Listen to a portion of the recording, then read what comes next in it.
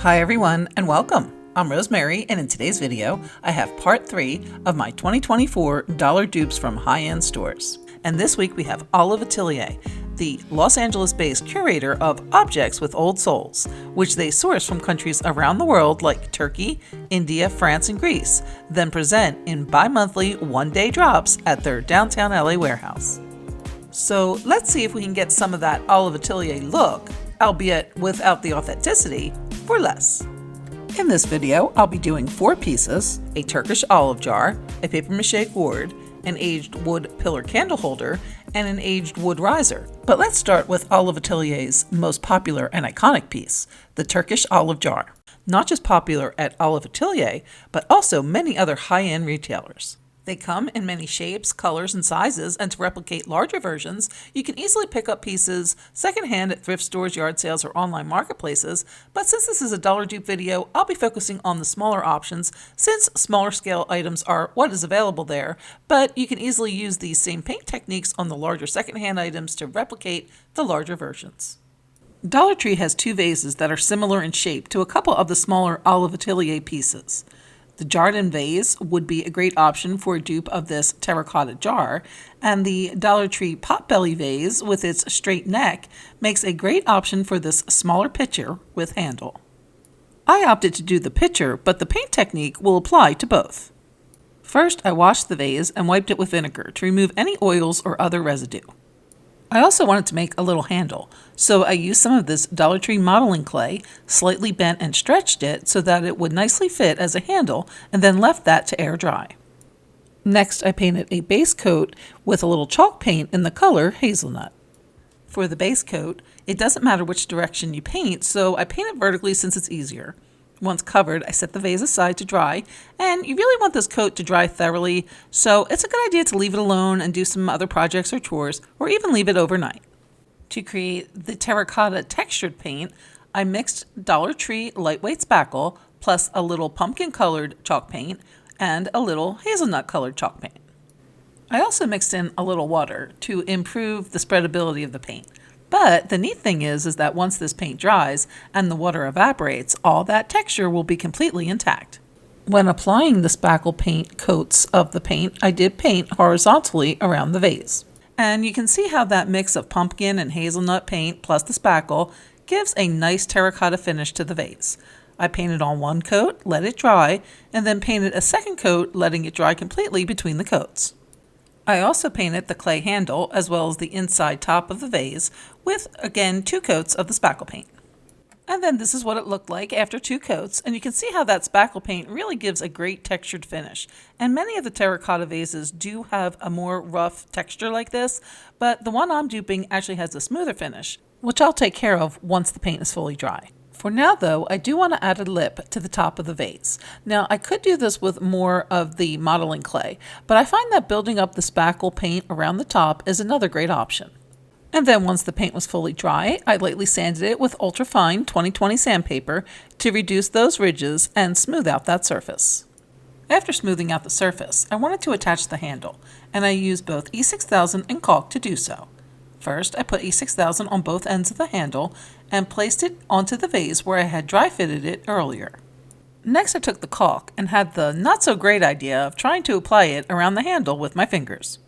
After making a hot mess, I came to my senses and used a craft stick as the applicator, pressing the caulk into the gaps between the handle and the vase. I then used water-dipped fingers to smooth out any clumps and also to clean up any excess caulk. From here, I placed the vase handle side up between 2 books for the caulk and glue to fully dry. And here is the picture once the glue and caulk have dried. Now, this handle is secure, but it is only decorative, so no picking it up by the handle and swinging it around the room. At this stage, I should have used more of the terracotta paint to touch up around the handle, but I was so excited to get to the next step, the drip coat, that I totally forgot. To make the drip, I again used the pumpkin and hazelnut paints. But since the drip on the original has a decidedly rosy hue, I also added a nice red in the color lacquer. Once the paints were mixed, I also added water to create a drip consistency. To apply the drip, I loaded my paintbrush and pressed the loaded brush onto the top half of the pitcher, allowing the paint to drip down onto the lower half. However, the shape of the vase, the painted texture, and the small brush size resulted in thin strips instead of the chunkier strips like on the original. But I decided to go with it and continued around the rest of the vase. And it's right here that I noticed that I forgot to do the terracotta paint touch-up around the handle. In order to get those chunky drips like on the original, I decided to join sets of the two thinner lines by adding the drip paint in between. Then I went back to do that terracotta paint touch-up around the handle. And since I had way more skinny drips than I needed, I went back with wet fingertips and smudged the lines into the terracotta base. This actually worked out well since it added some dimension to that base coat. Before doing the olive green top, I wanted to add some speckling at the top of the picture. So I took some chalk paint in the color truffle, and using a chip brush, I dipped it in the paint, then removed most of it so that when I pounced it on the picture, I would get thin, wispy lines of the paint. Somehow I lost the footage, but to paint the top, I used a glazed medium and olive green colored craft paint in a 1-to-1 ratio. I have this large container from Lowe's, but you can pick up small bottles of glazed medium at the craft store in the craft paint section. At first, I actually used a ratio of 2 parts glaze to 1 part paint, but then quickly realized a 1-to-1 ratio was needed here, so I added some paint to make up the difference. I followed the original as a guide, mimicking the dips and waves at the bottom and making sure to paint the inside as well as the handle. Since I did end up going with a heavier paint to glaze ratio, I did have to go back and redo the brown speckling, again using the truffle paint on a dry chip brush. The lower portion of the picture also has some light colored speckling and streaking, and for those I used a mixture of hazelnut and sandstone chalk paint and also a clean chip brush. I again dipped the brush into the paint and then dabbed off the excess and began pouncing the brush onto the lower half of the picture, making speckles, but then dragging the brush horizontally to also make some streaks. It's the tiny details like this that give the finish dimension and the piece an overall authentic look. Then to complete the piece and give the olive green topper a realistic high gloss glazed ceramic finish, I used Dollar Tree High Gloss Top Coat nail polish. Wherever there was green, I made sure to cover it with the high gloss polish, making sure to get along the inside as well as on the handle. And then here it is after the first coat, but I think a second coat will definitely seal the deal. And then I have one last final hack to recreate an authentic look Turkish olive jar. And if you saw last year's porch and patio makeover video, you may be familiar with this trick. Since I used it to create a white mineral patina on faux terracotta pots, I made using cheap plastic pots from Target. And the secret ingredient? Cornstarch. It works great with the textured spackle paint finish, getting into all the grooves and adheres well. I just sprinkle it on and rub it into the surface. Once it's uniformly spread, I go back and lightly remove the excess with a dry paper towel. You can even lightly spray with a matte varnish, as I did with my Target pots since I was using those for live plants, but it also stays pretty well if you just leave it alone, which is exactly what I'm going to do with this piece. And then here we have the final product, looking like it's been storing olives in Turkey for the last 100 years, or at the atelier getting ready for the next drop. It'll be our secret that it's a Dollar Tree vase, some paint, clay, and spackle.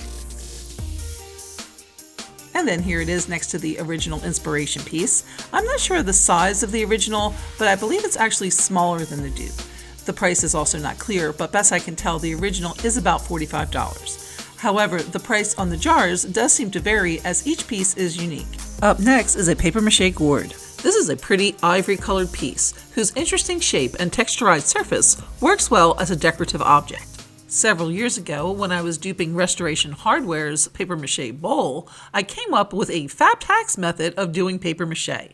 Instead of going through the whole traditional process of making a papier-mâché paste and then using a grease bowl as a mold, I figured, why not simply just keep the bowl in place and just glue the paper directly to it? Made sense to me, especially since I was using a Dollar Tree bowl, and it did make the whole process so much easier. So I'm going to employ the same method for the Olive Atelier gourd. To make the gourd shape, I glued 3 pieces together. This is the lid from a Dollar Tree spackle container, but you can use any lid that fits. I also used one of the globe vases from the floral section and one of the dessert glasses that come in a pack of 3 from the kitchen section. I glued the 3 pieces together with E6000 and then set them aside until the glue was completely set. I like to be extra sure, so I typically let the glue set up overnight. And then here's what the shape looks like once it's all together, and as always, I wash the surface and wipe with vinegar to ensure all oils and residues are gone.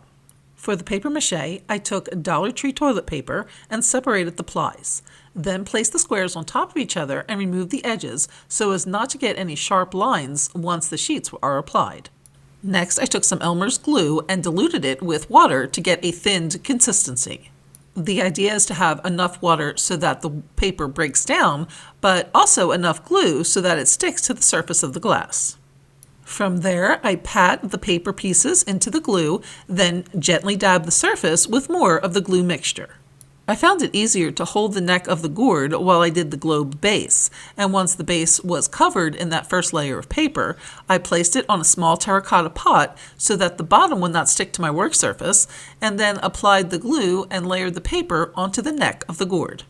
Once the entire gourd was covered in that first layer of paper, I began applying a second layer of paper to the still wet surface, again covering the entire gourd with the pieces of paper. To make the lip around the top of the gourd, I took a strip of toilet paper and rolled it up, then applied some glue mix to the top and pressed the rolled paper into it, applying some more glue mix to further shape and secure the ring. But then at this juncture, I really wasn't happy with the texture. The thin crepey finish was a good match for the finish on the Restoration Hardware bowl, but in taking another look at the Olive Atelier papier-mâché pieces, they tend to be more of a plump, pulpy finish, so I decided to plump things up a bit by doing the same process, but this time using pieces of paper towel. I again separated the plies, but since this is a thicker paper, I worked with smaller pieces to ensure proper adhesion as well as breakdown of the fibers. I applied the pieces in the same way, adding a little glue mix to the surface, then patting a piece of the paper towel on top and adding more glue mix on top of that. And then once all of the paper towel pieces were applied, I set the piece aside to dry. Once dry, I painted the gourd with a coat of Waverly chalk paint in the color Plaster. And then once that was dry, I diluted some ivory chalk paint with a little water and then sponged that on sporadically, dabbing with wet paper towel to blend. The two paint colors are very similar, but even just that subtle difference lends some dimension to the finish. But then that fresh paint seemed a little too shiny and new, so to give it more of an aged vintage finish, I decided to give it a tea stain by dabbing the surface with tea and using the tea bag as an applicator, then blending with my fingers to make the perfect finish for this vintage papier-mâché gourd. And then here you go, a pretty little papier-mâché style gourd, perfect as it is on a shelf or table, or add a few stems to add a little color or seasonal flair. For the next project, I'd like to create these chunky wood candle holders. These pieces come in various shapes and sizes and have a rustic, aged wood look with a bleached, almost petrified wood finish, and a rusted metal plate on the inside to hold the candle. To construct this dupe version, I'll be hitting the recycle bin to pick up a pet food can, a jar lid, and an empty Dollar Tree spackle container. I glued the container to the can, and then the lid went inside to create the metal plate for the candle to sit on. Since I wanted to bond metal and plastic, I used E6000 and then set aside for the glue to fully set up. To create the aged wood look surface, I placed some caulk in a container along with a little Waverly chalk paint in the color sandstone. I like to use the Dollar Tree caulk since it's inexpensive and easy to use, but I ran out, so I ended up using this other caulk I had on hand. I mixed the paint and caulk together, then spread it on the container and can combo with a craft stick, kind of like icing a cake. Once I had covered the surface, I smoothed the caulk using water-dipped fingers. As long as your fingers remain wet, the caulk will be pretty workable. Once I had the surface pretty smooth, I further formed it into the shape of the candle holder, making more of an indent around where the can and the container meet, and relocating some of that caulk to fill in any spots and further smooth out around the container top. Once I had the surface and shape where I want it, I set it aside for the caulk to dry a bit. After about a half hour, it was ready for the next step. I used an old gift card to make lines in the caulk. If the caulk doesn't indent, then it's still too wet. So give it a little more time to set up. Then once I was able to go around the entire piece, making these lines reminiscent of cracks you would find in aged wood, I set the piece aside to completely dry overnight. To create the metal insert, I took a jar lid that fit inside the container and painted the bottom with aged copper craft paint. And while the paint was still wet, I sprinkled on some cinnamon. The next day, once the caulk was completely dry, it was time to do the accent painting. To do so, I used some chalk paint in the color Mineral and diluted that with water. Next, I dipped the tip of a foam brush into the diluted paint and applied it to the lines that I made with the card. Once multiple lines were made, I went back with a damp paper towel and gently blotted the lines and then gently blotted the paint into the surface around the lines. I then added more of the diluted paint to the brush and gently worked more of the mineral color into the surface of the candle holder. Next, I took a little chalk paint in the color Hazelnut and again diluted that with a little water. I then mixed that into the diluted mineral color paint to get a blend of the two colors. Then dab that onto the surface, again blending with a wet paper towel, to create subtle shadows so that all three colors, the original sandstone, the mineral, and now the hazelnut, worked together to create an almost petrified wood look. Once the accent paint was dry, it was time to add the metal insert. So I placed the lid into the container and then mixed up a little more of that caulk paint with the caulk and the sandstone color paint, then painted that onto the rim of the lid, sealing it into place. Then once that caulk paint is dry, I'll go back and touch up the metal area of the plate. And then here you can see after I did touch up that copper and also redid the cinnamon, and now I'm painting on some Mod Podge to seal in that cinnamon and paint. And now here is another look at the originals, and then here is the Dollar dupe. I just love how rustic and chunky these are, and the neutral shades will go well with virtually every decor. For the next project, I wanted to recreate the very popular aged wood riser. These pieces also come in different shapes and sizes, and with variations in color and markings making each piece unique. To make a Dollar dupe version, I picked up two $3 wood rounds from the Dollar Plus section and then removed the metal hangers from the back. Next, using wood glue, I glued the two pieces back to back and then secured with clamps to make sure the pieces were tightly held. I also glued together 4 sets of Dollar Tree Jenga blocks and then set all the pieces aside for the glue to fully dry. Once ready, I began distressing the surface of the wood. I took a screwdriver and first made several deep lines in the wood. I went over the lines multiple times to deepen. These deeper lines are going to mimic the cracks that occur naturally over time in aged and weathered wood. In addition to these deep lines, I also made multiple more shallow lines. These shallow lines are going to mimic more of a natural wood grain.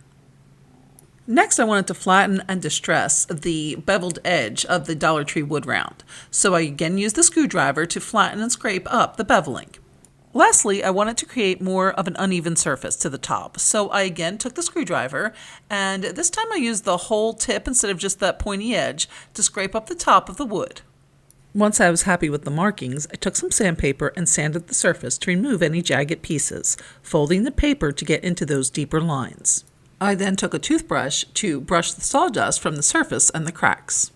Next, I used the sawdust to make some homemade wood putty by mixing it with wood glue. I then used the putty to fill in the gaps between the two rounds to make one cohesive piece. The little pieces of wood scraps in the putty also add to the distressed surface. After the putty was applied, I used wood glue to attach the sets of Jenga blocks to the bottom of the riser. For the accent paint, I started by creating a stain by diluting some of the mineral-colored chalk paint with water, and then brushed it onto the surface of the wood, making sure to get into cracks along the sides and on the feet. For the next paint color, I used sandstone, and again diluted it with water, then applied it to the surface in swatches, then went back with a damp paper towel to blend it into the mineral color. The next color I used was hazelnut, which I also diluted with water and also mixed in some of that mineral to gray down the color a bit. I then added the hazelnut mix to the riser, concentrating it around the edges and sides with a few splotches in the middle. Then again blot it and blend it with the wet paper towel. I really wanted to accentuate the deep creases, so using a thin paintbrush, I painted them with truffle color paint. Then I used the damp paper towel to blend the paint that got onto the surface. For the shallow lines, I again used the truffle colored paint, but this time I diluted it with water and then dabbed it on along the shallow lines, wiping and blending with the damp towel. To create the dark spots around the edge, I mixed some black chalk paint with the truffle paint and then used a dry brush to paint it onto the raised surfaces created by the wood shavings that were in the putty. And then again used a wet towel to blend and soften the lines. And then here's the finished project, looking nicely aged and worn. Would you believe its pieces were on the shelves at Dollar Tree just last week? And then here it is compared to the originals, and I'm thinking we can pretty much just add it in with the others. What do you think? Good dupe or no? Well, I hope you have enjoyed this Dollar Dupes video featuring items from all of Atelier. If you enjoyed the video, please leave a big thumbs up and let me know in the comments if you plan on making any or which one was your favorite. Thanks so much for watching, and we'll see you next time.